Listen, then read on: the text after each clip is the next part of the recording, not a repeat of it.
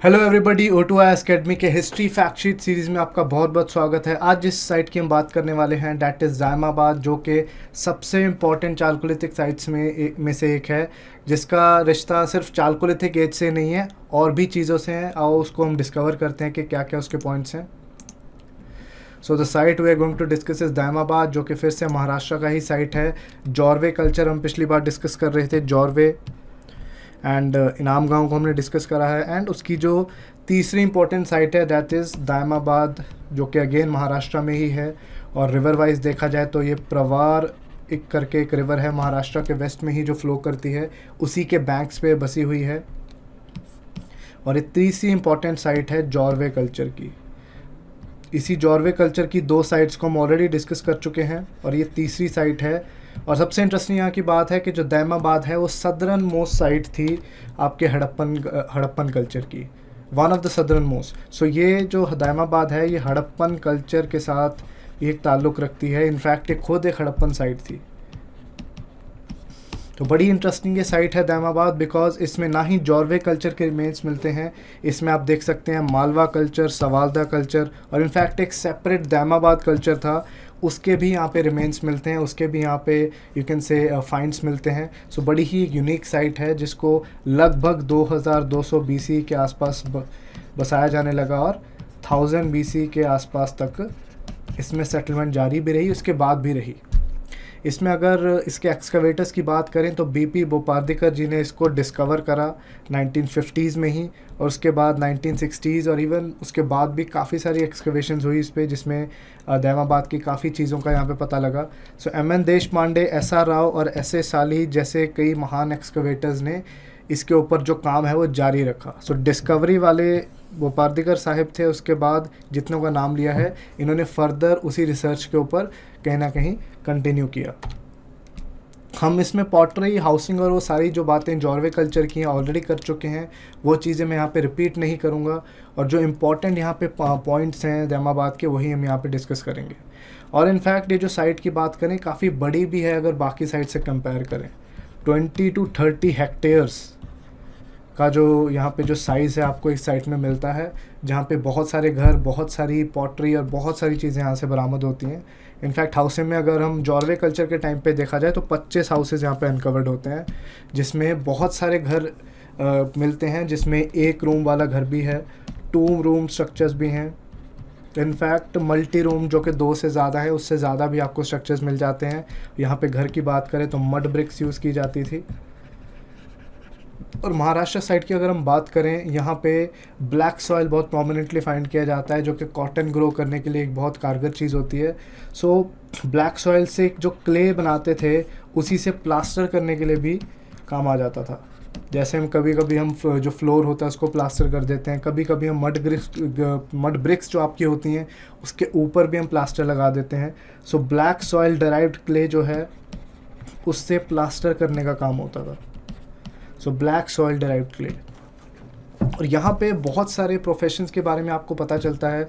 यहाँ पे बुचर का भी एक घर बरामद होता है, जहाँ से कुछ नाइव्स और कुछ कटी हड्डियाँ और ये सारी चीज़ें वहाँ से बरामद होती हैं। बीड्स, यहाँ से बीड मेकर्स, पॉट मेकर्स और डिफरेंट प्रोफेशंस का जो एविडेंस है वो यहाँ से आता है। बिकॉज प्रोमिनेंटली अगर हम देखा जाए, हड़प्पन साइट थी, हड़प्पन सिविलाइजेशन के दौरान तरह तरह की स्पेशलाइज्ड जो ऑक्यूपेशंस है वो फॉलो करी जाती थी, तो सिमिलर चीज़ें आपको यहाँ भी मिलती हैं। और जैसे मैंने हम मड वॉल्स की बात करी है, उससे इवन फोर्टिफिकेशन भी किया जाता है। डैट मीन्स के थोड़ी सी मड वॉल से वॉल टाइप बना के, एक बड़ी सी वॉल बना के उससे किलाबंदी जैसी चीज़ भी की जाती थी। तो may be it is possible के किसी इन्वेडर के थ्रेट से बचने के लिए ये चीज़ें कहीं ना कहीं करी जाती हों। इम्पॉर्टेंट फाइंडिंग्स में अगर हम देखें तो सिंस से हड़प्पन साइट थी, यहाँ पे सील्स भी बरामद होते हैं। सील्स मेनली स्टीटाइट स्टोन से बनते थे, लेकिन स्टीटाइट के अलावा भी गोल्ड, फाइंस, सिल्वर और इवन टेराकोटा जो कि क्ले को बर्न करके जो रेडिश चीज़ बनती है उससे भी बनते थे। तो यहाँ पे सिलेंड्रिकल चीज़ सील मिला है, जो कि टेराकोटा का बना हुआ है, जिसके ऊपर अगर हम एक सीन की बात करें, एक बहुत अजीब सा सीन बना हुआ है कि एक बैलगाड़ी जा रही है, फॉरेस्ट के थ्रू जा रही है और उसके पीछे डियर है, डियर पीछे देख रहा है और डियर खुद एक लंबे से एनिमल को देख रहा है जो कि कैमल की तरह दिखता है। So it is like a proper scene जो कि जैसे हम पेंटिंग में देखते हैं, जो कि एक सील में उसको कैद करा हुआ है। और ऐसी चीज़ें हम हड़प्पन सिविलाइजेशन में बहुत देखते हैं, क्योंकि खुद एक हड़प्पन साइट थी जिससे मैं पहले ही कह चुका हूँ। और यहाँ पे टेराकोटा बटन शेप्ड सील्स भी मिलते हैं जिस पे हड़प्पन राइटिंग भी मिलती है। तो यहाँ के लोगों को स्क्रिप्ट की कला पता थी, लैंग्वेज की कला यहाँ पे पता थी। लैंग्वेज तो ऑब्वियसली यहाँ पे होगी, बट लिखने की कला भी इनको कहीं ना कहीं पता थी। अब बटन शेप्ड का मतलब होता है कि मान लो एक सील है, उसमें इस तरह के आपको डिज़ाइंस मिल सकते हैं। वो स्क्वायर भी हो सकते हैं और वो इस शेप के भी हो सकते हैं। बटन टाइप के आपको डिज़ाइंस वहाँ पे अवेलेबल होंगे इस दैमाबाद साइट में। और अगर इनके एग्रीकल्चर और बाकी चीज़ों की बात करते हैं तो जॉर्वे और इनाम गाँव में जो भी हमने डिस्कस करा था कि वीट, बार्ले, चाहे लेंटिल्स हो जाएं, चाहे बेर हो जाएं, तो ये सारी चीज़ें यहाँ से भी अवेलेबल होती हैं। लेकिन कुछ यूनिक चीज़ें या फिर कुछ मिलेट्स की अगर बात करें तो यहाँ से वो भी अवेलेबल होते हैं। That is your kodo millet, foxtail millet and जवार। अब ये जो मिलेट्स होते हैं ये ड्राई एरियाज़ में लगाए जाते हैं, और इनफैक्ट अगर आप हेल्थ पर्सपेक्टिव से देखो तो they are very healthy millets, very healthy, जो कि इनफैक्ट डायबिटीज़ मैनेजमेंट के भी काम आते हैं। सो ये जो बहुत हेल्दी मिलेट्स की हम बात करते हैं, ये ड्राई एरियाज़ में मिलते हैं। राजस्थान से अगर आप महाराष्ट्र की तरफ जाओ, यहाँ पे अच्छा खासा इनका जो ग्रोथ है और कंजम्पशन भी यहाँ पे मिलता है। अब कुछ और इम्पॉर्टेंट चीज़ों की बात करते हैं जिसकी वजह से दैमाबाद बेसिकली फेमस है। दैमाबाद होर्ड अगर हम आर्कियोलॉजिकल पर्सपेक्टिव्स में देखें तो होर्ड क्या चीज़ है? होर्ड एक पूरा एक ढेर है जो कि हम एक्सकवेट करते हैं, जिसके ऊपर रिसर्च करते हैं। जब भी कोई पुरानी चीज़ के ऊपर रिसर्च होती है तो बहुत बड़े टीले और ढेर मिलते हैं जहाँ से काफ़ी चीज़ें बरामद करी जाती हैं। अब दैमाबाद के होर्ड में दैमाबाद के पूरे अगर गुच्छे की बात करें कि वहाँ से कुछ चीज़ों का गुच्छा अगर अवेलेबल हुआ है तो वो क्या क्या है, तो सबसे प्रोमिनेंट चीज़ है यहाँ पे दैमाबाद मैन। अब ये एक चालकोलिथिक एज की चीज़ है, तो डेफिनेटली कॉपर की यहाँ पे टेक्नोलॉजी जो थी वो है बिल्कुल थी, और उसके साथ इवन ब्रॉन्ज भी ये लोग प्रोमिनेंटली बनाया करते थे। सो दैमाबाद मैन बेसिकली ये है। आप देख सकते हैं कि ये ब्रॉन्ज की बनी हुई एक टॉय जैसा कुछ लग रहा है, जहाँ पे एक आदमी है जिसको दैमाबाद मैन का टाइटल दिया गया है। ये जो आदमी आपको दिख रहा है दैमाबाद मैन का टाइटल दिया गया है। आगे एक डॉग के जैसा भी आपको कुछ दिख रहा है, 2 पहिए भी हैं, और इनसे जो अटैच्ड है दीज आर 2 ऑक्सन।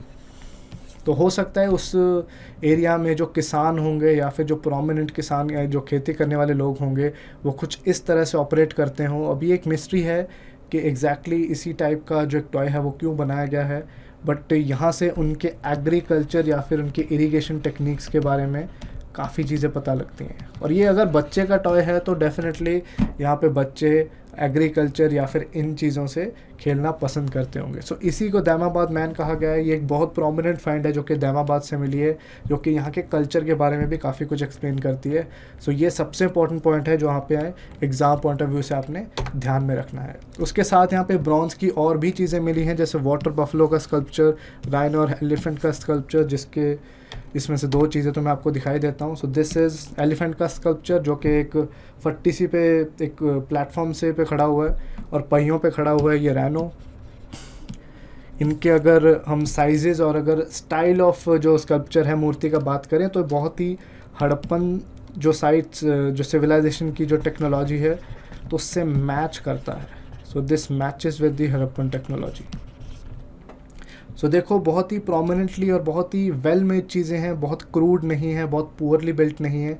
सो ये वहाँ की कल्चर की कहें, आप कॉपर मेटलर्जी की आर्ट कहें, तो ये काफ़ी प्रोमिनेंटली वहाँ पे फ्लरिशिंग थी अगर हम बात करें। तो ये सबसे इंपॉर्टेंट फाइंड्स है दैमाबाद की।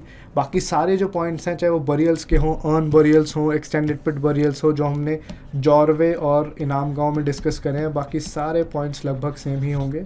तो ये कुछ इंपॉर्टेंट पॉइंट्स थे दैमाबाद के। आई होप आपने आज का सेशन एंजॉय किया, काफ़ी न्यू चीज़ें सीखी। मैं अगली बार फिर से एक चालकोलिथिक साइट के साथ हाजिर होऊंगा। तब तक जय हिंद और अपना ख्याल रखिए।